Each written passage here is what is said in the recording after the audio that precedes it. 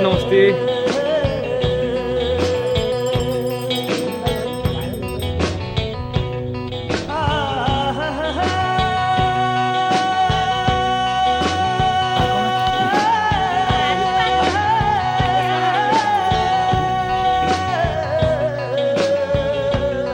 हामीले कहिले पनि यो सोचेनौँ कि हाम्रो भविष्य चाहिँ गाउँमै बनाउनु पर्छ भने।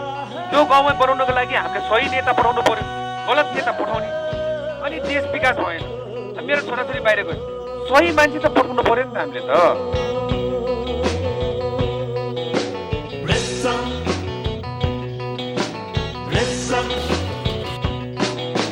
नमस्ते नमस्ते।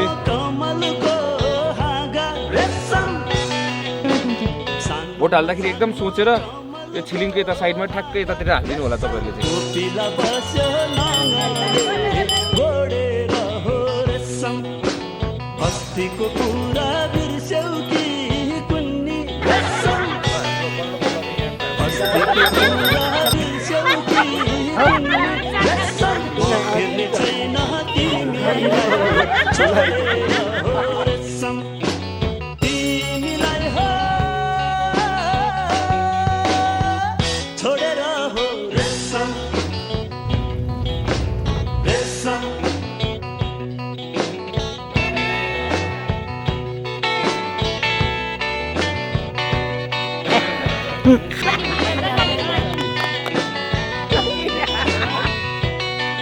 सबै घन्टी घन्टी भन्ने हिँड्छन् के अरे।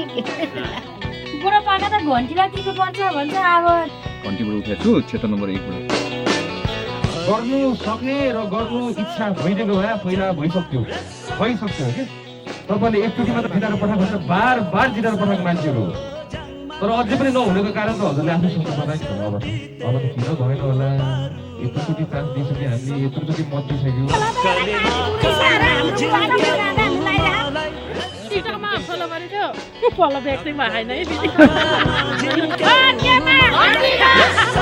भेट्न पाइयो धेरै खुसी लाग्यो।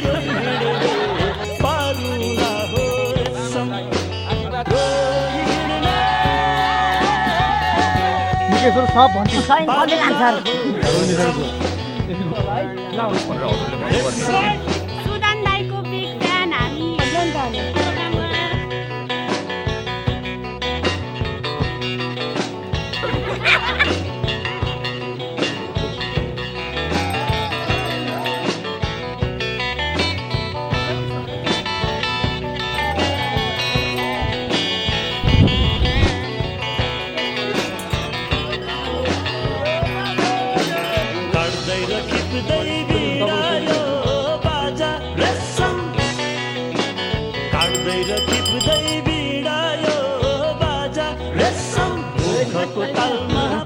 बाटो त हिँडिसक्यो, थाहा भइहाल्यो नि। दाहिनेको किडनी देब्रेमाको सरिसक्यो।